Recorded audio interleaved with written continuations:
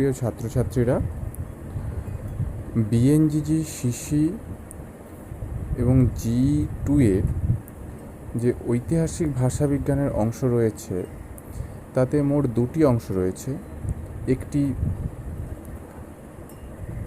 প্রাচীন ভারতীয় আর্য ভাষা থেকে আধুনিক ভারতীয় আর্য ভাষা হিসেবে বাংলা ভাষা উদ্ভবের গতিরেখা, এবং অপর একটি পোর্শন হলো আদিমত বাংলা ভাষার ভাষাতাত্ত্বিক নিদর্শন প্রেক্ষিত শ্রীকৃষ্ণ কীর্তন। এই দুটি পোর্শনের মধ্যে যে প্রথম পোর্শন প্রাচীন ভারতীয় আর্য ভাষা থেকে আধুনিক ভারতীয় আর্য ভাষা হিসেবে বাংলা ভাষা উদ্ভবের গতিরেখা, এই গতিরেখাকে জানতে গেলে আমাদেরকে প্রথমেই ফিরে যেতে হবে। সেটা হচ্ছে ভাষা বংশের উদ্ভব কোন জায়গায় হচ্ছে। আমাদের পৃথিবীর মূল ভাষা বংশসমূহ হচ্ছে ইন্দো ইউরোপীয় বা আর্য ভাষা বংশীয়, সমীয়, হামীয়, বান্টু, তুর্কো মঙ্গল মাঞ্চু, ককেশীয়, দ্রাবিড়, অস্ট্রিক, ভর্চিনীয়, উত্তর পূর্ব সীমান্তীয়, এস্কিমো ইত্যাদি। এই যে অংশটা মূল ভাষা বংশ পৃথিবীর, তার মধ্যে ইন্দো ইউরোপীয় বা আর্য ভাষা বংশ থেকেই আমাদের শাখাটা পরবর্তীকালে আরও বিভিন্ন স্তর অতিক্রম করে বাংলা ভাষার স্তরে অন্য একটা শাখা হিসেবে উঠে এসেছে। এই ইন্দো ইউরোপীয় ভাষারই একটা যে স্তর আমরা দেখতে পাচ্ছি, সেই স্তরটি সেটিকে আরও কয়েকটি ভাগে ভাগ করা হয়েছে, মানে ভাগে বিভক্ত হয়েছে পরবর্তীকালে। সেটা হচ্ছে ইন্দো ইরানীয়, বাল্তো স্লাভিক, আলবানীয়, আর্মেনীয়, গ্রিক, ইতালিক, টিউটনিক, কেলতিক, তোখারীয়, হিত্তীয়। এই যে অংশটা, আবার বলছি, ইন্দো ইরানীয়, বাল্তো স্লাভিক, আলবানীয়, আর্মেনীয়, গ্রিক, ইতালিক, টিউটনিক, কেলতিক, তোখারীয়, হিত্তীয়। এই অংশটার মধ্যে ইন্দো ইরানীয় শাখাটি আবার কয়েকটি ভাগে বিভক্ত হয়েছে। ইরানীয় আর্য, দরদীয়, প্রাচীন ভারতীয় আর্য। ইরানীয় আর্য, দরদীয়, প্রাচীন ভারতীয় আর্য, এই যে তিনটে শাখা, যেটা হচ্ছে একবারে মূল ইন্দো ইউরোপীয় ভাষার একটা অংশ। ইন্দো ইরানীয় থেকে আসছে ইরানীয় আর্য, দরদীয়, প্রাচীন ভারতীয় আর্য।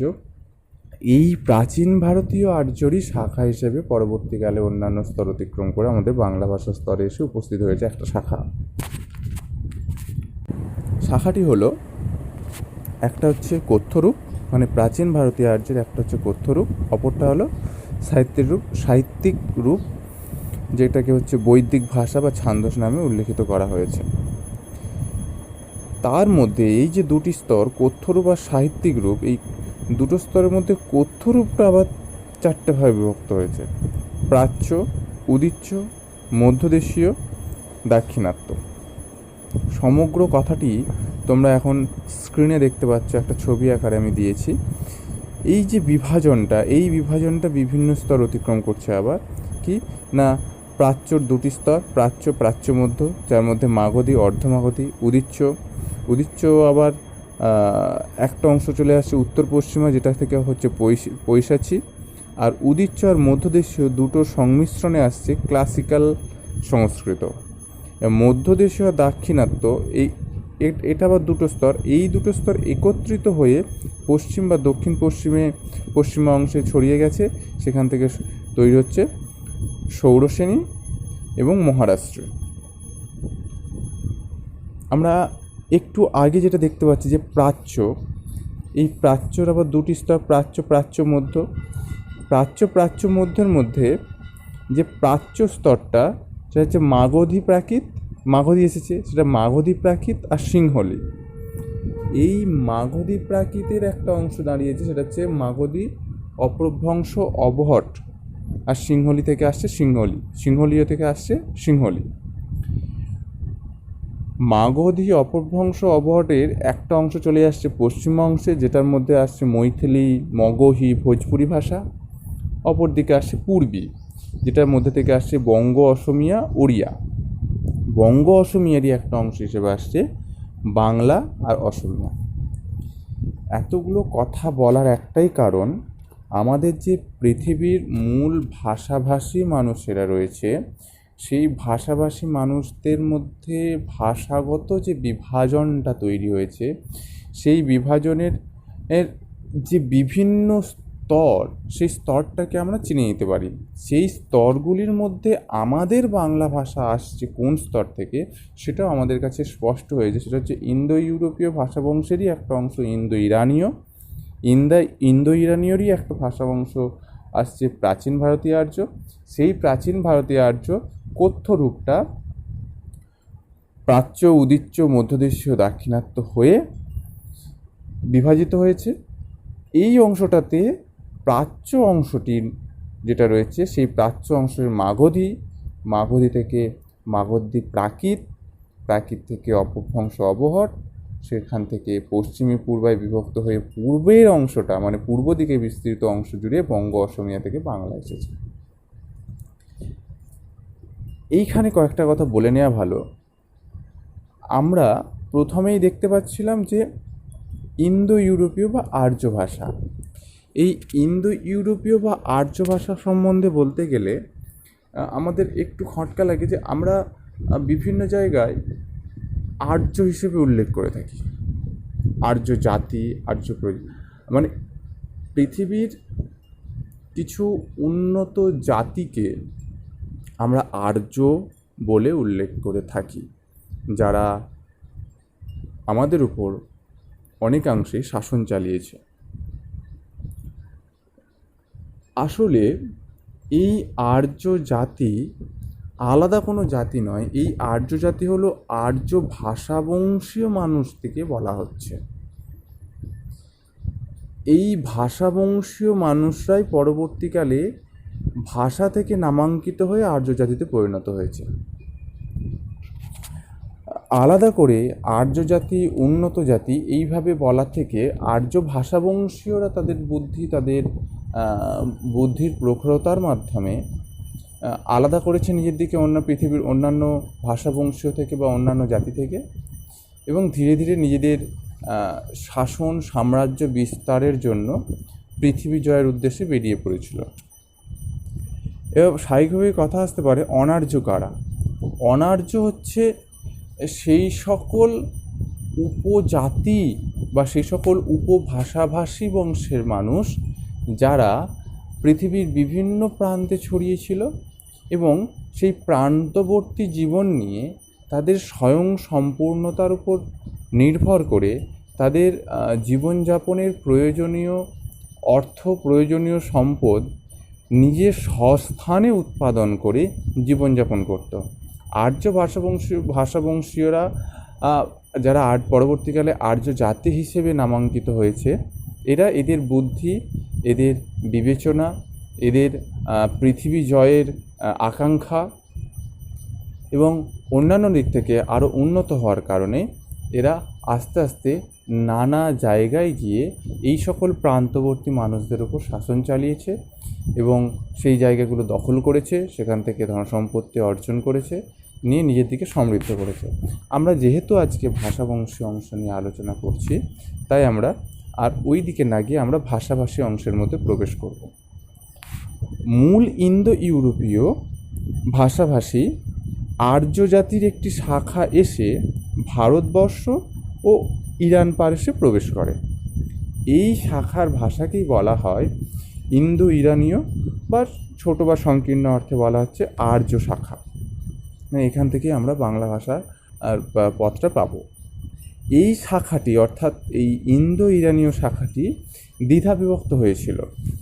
এর একটি শাখা গিয়েছিল ইরান পারস্যে। এই শাখার প্রাচীনতম নিদর্শন পাওয়া যায় কোথায় না, প্রাচীন পার্সিকদের ধর্মগ্রন্থ আবেস্তায়, যেটা খ্রিস্টপূর্বাব্দ 8ম শতাব্দীতে রচিত হয়েছিল। আর অপর শাখাটি হচ্ছে হখামেনীয় সম্রাটদের প্রাচীন প্রত্নলিপিতে। এটা গেল একটা শাখা।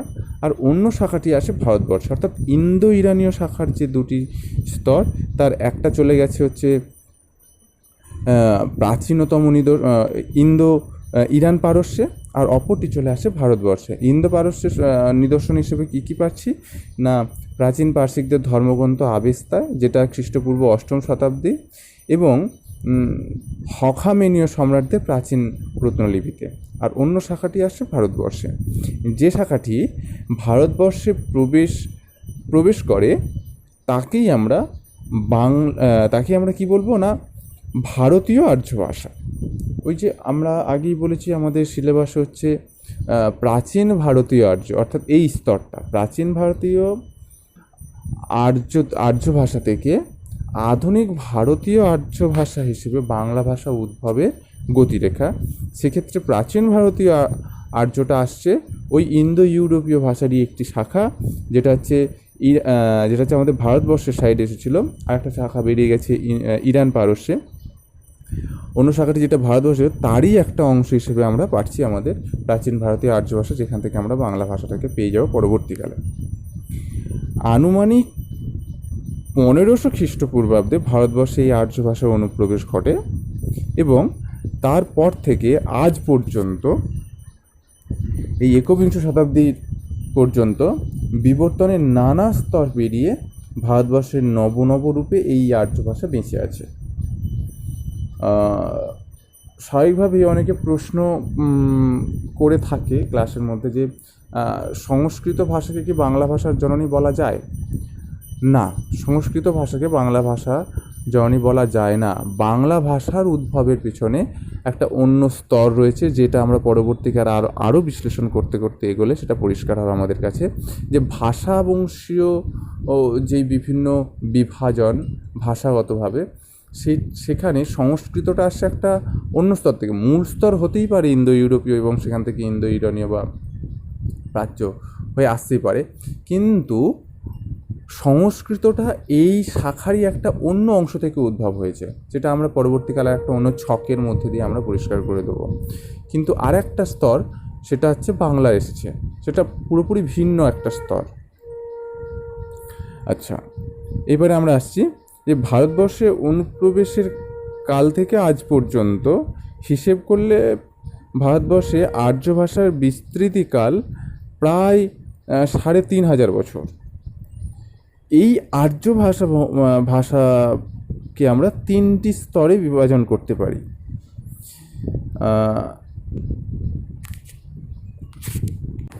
এই তিনটি স্তর কী কী না, প্রাচীন ভারতীয় আর্য, যেটা ওল্ড ইন্দো আরিয়ান OIA নামে উল্লিখিত।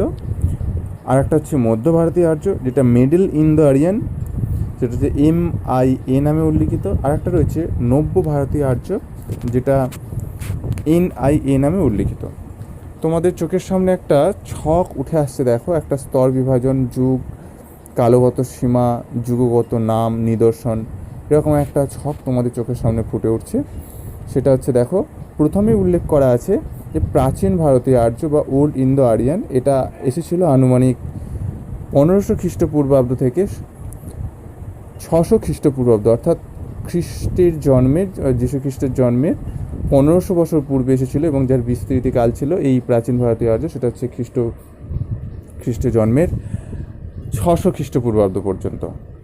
এর যুগগত নাম কী ছিল না, বৈদিক ভাষা বা বৈদিক সংস্কৃত ভাষা। এর নিদর্শন কি না, বেদ, মূল ঋগ্বেদের সংহিতা, মানে মন্ত্র অংশ ইত্যাদি ইত্যাদি। দ্বিতীয় স্তরে আমরা পাচ্ছি মধ্য ভারতীয় আর্য, যেটা মিডিল ইন্দো আরিয়ান MIA। এর যুগগত কালসীমা রয়েছে আনুমানিক 600 খ্রিস্টপূর্বাব্দ থেকে 900 খ্রিস্টাব্দ, অর্থাৎ খ্রিস্ট জন্মের 600 বৎসর আগে থেকে খ্রিস্ট জন্মের 900 বৎসর পর পর্যন্ত এটি কালগত সীমা হিসেবে উল্লিখিত। এর অন্যতম নিদর্শন যুগের নাম কি না, প্রাকৃত ভাষা বা পালি ভাষা, কখনো কখনো বলা হচ্ছে ক্লাসিক্যাল বা লৌকিক সংস্কৃত ভাষা। বৈদিক ভাষা, লৌকিক সংস্কৃত ভাষা দুটোর স্তর আলাদা এবং দুটোর বৈশিষ্ট্য আলাদা। একটা স্তর যে স্থান অতিক্রম করছে, মানে লিখিত অংশ থেকে সরে এসে মৌখিক অংশে এসে উপস্থিত হচ্ছে। এর নিদর্শন হিসেবে কী পাওয়া গেছে না, অশোকের শিলালিপিতে পাওয়া গেছে, মানে লৌকিক জীবনযাপনের মধ্যে এটা। সংস্কৃত নাটকে নারী ও নিম্ন শ্রেণীর পুরুষ চরিত্রের সংলাপ, আগেই বলেছি আমরা সংলাপ মানে এতে চলে আসে, মানে আমাদের লৌকিক জীবনযাপনের মধ্যে এটা উল্লিখিত, সেই কারণে এটাকে বলা হচ্ছে ক্লাসিক্যাল বা লৌকিক সংস্কৃত ভাষা। প্রাকৃত ও পালি ভাষা রচিত যথাক্রমে জৈন ও বৌদ্ধ ধর্মগ্রন্থ, প্রাকৃতে রচিত মহাকাব্যাদি সাহিত্য গ্রন্থ ইত্যাদি, কালিদাস প্রমুখ সাহিত্যিকদের সংস্কৃত কাব্য, নাটক আদি, যেগুলো অধিকাংশ সময় অভিনীত হতো। এর পরের স্তরটা আমরা পাচ্ছি নব্য ভারতীয় আর্য, যার সময়সীমা আনুমানিক ওই 900 খ্রিস্টাব্দ থেকে বর্তমান সময়কাল পর্যন্ত, মানে আজ পর্যন্ত ধরে নিতে হবে। এর যুগগত নাম বাংলা, হিন্দি, অবধি, মারাঠি, পাঞ্জাবি ইত্যাদি। আরও অন্যান্য ভাষাভাষী যারা রয়েছেন তারা এই যুগগত কালকে বিভিন্ন ভাষাভাষী অংশে পরিণত হয়েছে, নামে নামাঙ্কিত হয়েছে। এই নিদর্শন কি না, আধুনিক ভারতীয় আর্যদের মুখের ভাষা বা সাহিত্য। তথ্যরূপটাকে অবলম্বন করে সাহিত্যে নিজেদের জায়গা তৈরি করে নিল। এটার মধ্যেও একটা যে দীর্ঘ সময়সীমা, এই দীর্ঘ সময়সীমার মধ্যেই কিন্তু ভাষাগত বিভাজনটা বিভিন্ন স্তর অতিক্রম করছে, যেটা আমরা পরবর্তীকালে আরও বিভিন্ন অংশ পড়তে গিয়ে দেখতে পাবো। এখন তোমাদের স্ক্রিনে একটা ছক দেখতে পাচ্ছ। এটা প্রধানত আমি দেখানোর চেষ্টা করছি যে ইন্দো ইউরোপীয় ভাষাবংশ, ইন্দো ইউরোপীয় ভাষাবংশ থেকে কিভাবে বিভিন্ন স্তর অতিক্রম করে একেবারে বাংলায় এসে উপস্থিত হয়েছে। এই বইটা তোমরা সংগ্রহ করলেও করতে পারো। আমি যেটাতে পড়াচ্ছি সেটা হচ্ছে রামেশ্বর স রচিত সাধারণ ভাষাবিজ্ঞান ও বাংলা ভাষা। এটা তোমরা সংগ্রহ করলেও করতে পারো। এটা হচ্ছে মূল বই আমাদের। এছাড়া সুকুমার সেনের বই পাবে, পরেশ মজুমদারেরও বই তোমরা পাবে। তবে এটাই সাধারণত পাঠ্য বই হিসেবে তোমরা যদি দেখতে চাও তাহলে দেখতে পারো। সহায়ক বই নয়, এটা হচ্ছে মূল আমাদের ভাষা, বাংলা ভাষা নিয়ে বা অন্যান্য ভাষার ইতিহাস নিয়ে জানতে গেলে এটা খুব সহজ সরল ভাষায় লেখা একটি বই। এখানে দেখো, বাংলা ভাষা উদ্ভব হচ্ছে ইন্দো ইউরোপীয় বা মূল ভাষা বংশ। সেখান থেকে আমরা আগেই বলেছি যে ইন্দো ইরানীয় ছাড়াও আরও বাল্তোস্লাভিক, আলবানীয়, আর্মেনীয়, গ্রিক, ইতালি, টিউটনিক, কেলতিক, তোখরীয়, হিত্তীয় ইত্যাদি ভাষা রয়েছে। এই ইন্দো ইরানীয় ভাষারই 3টি স্তর রয়েছে। আগে আমরা বলেছিলাম ইরান, এটা কেবলমাত্র অন্যান্য অংশগুলো সরিয়ে দিয়ে বাংলাটা কোন জায়গা থেকে আসে সেখান থেকে স্পষ্ট হয়ে যেত আমাদেরকে। ইরানীয় আর্য, দরদীয়, প্রাচীন ভারতীয় আর্য। এই যে প্রাচীন ভারতীয় আর্য, এখান থেকেই আমাদের প্রশ্নটা করতে হবে। এই প্রাচীন ভারতীয় আর্য করতে গেলে কী আসছে না, একটা কথ্য রূপ আসছে, একটা সাহিত্যিক রূপ আসছে। সাহিত্যিক রূপে ততটা বিভাজন আমরা পাচ্ছি না ছান্দস ভাষা ছাড়া। কথ্য রূপটা নিয়ে আমাদের আলোচনার জায়গাটা এখান থেকেই গতিরেখাটা শুরু হচ্ছে। প্রাচ্য, উদিচ্য, মধ্যদেশীয়, দাক্ষিণ্য, এই 4টি স্তর কথ্য রূপের মধ্যে আবার প্রাচ্য রূপটা আমাদের আলোচ্য বিষয়। প্রাচ্য মধ্য, এই প্রাচ্যের মধ্যে যে মাগধী প্রাকৃত রয়েছে সেটাই বিবর্তিত হয়ে মাগধী অপভ্রংশ অবহট হয়েছে, অর্থাৎ লিখিত রূপ থেকে কথ্য রূপে আলাদা স্তর বিভাজিত হয়েছে। সেটা আবার 2টি জায়গায় বিভক্ত হয়েছে, 2টি স্থানে বিস্তৃতি লাভ করেছে, এক পশ্চিমা আর 2 পূর্বী। এই পশ্চিমা পূর্বীর মধ্যে পূর্ব দিকে যেই বিস্তৃতি, অর্থাৎ আমরা পূর্ব অংশে যেখানে রয়েছি এটা হচ্ছে বঙ্গ, অসমিয়া আর ওড়িয়া। এই বঙ্গ অসমিয়া থেকেই আমাদের একটা অংশ চলে আসছে বাংলা আর একটা অংশ চলে আসছে অসমিয়া। এই হচ্ছে আমাদের বাংলা ভাষার যেই মূল অংশ থেকে উঠে আসা বা আলাদা হয়ে যাওয়া, এই হচ্ছে তার স্তর। এরপরে আমার দিকে আলোচনার মধ্যে প্রবেশ করতে হবে যে আমাদের প্রাচীন ভারতীয় আর্য থেকে বাংলা ভাষা উদ্ভবের পিছনে বেশ কয়েকটি স্তর রয়েছে। সেই স্তরের নির্দিষ্ট ভাষাগত বৈশিষ্ট্য রয়েছে, নিদর্শন রয়েছে, সেইগুলো আমরা জানতে এগোবো। আজকে মোটামুটি আমি তোমাদের এই ধারণাটা দেওয়ার চেষ্টা করলাম যে আমাদের মূল ভাষাবংশী হচ্ছে যেইখান থেকে, অর্থাৎ ইন্দো ইউরোপীয়। সেই ইন্দো ইউরোপীয়র বিভিন্ন স্তরের মধ্যে একটি স্তর হচ্ছে ইন্দো ইরানীয়, ইন্দো ইরানীয়র একটি স্তর হচ্ছে প্রাচীন ভারতীয় আর্য, সেই প্রাচীন ভারতীয় আর্যর কথ্যরূপ, কথ্যরূপ থেকে যেটা প্রাচ্যরূপ, প্রাচ্যরূপের অংশ হিসেবে মাগধী প্রাকৃত বা মাগধী অপভ্রংশ অবহট, তারই পূর্বরূপ মানে পূর্ব দিকের যে স্তরটি, পশ্চিমে নয়, পশ্চিমে অন্য স্তর রয়েছে যেখানে আমরা পেয়ে যাব মৈথিলি, মগহী, ভোজপুরি। ওইগুলো আমাদের আলোচনার বিষয় নয়। আমাদের আলোচনার বিষয় হচ্ছে এই পূর্বী, যেটা হচ্ছে তোমাদের বঙ্গ অসমিয়ার ওড়িয়া নামে উল্লিখিত, সেই বঙ্গ অসমিয়া ওড়িয়ার মধ্যে বঙ্গ অসমিয়ার অংশটা, যেখান থেকে আমরা বাংলা পাচ্ছি।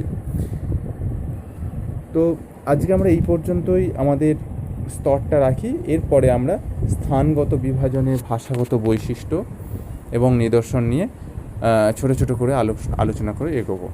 সকলে ভালো থেকো, সুস্থ থেকো।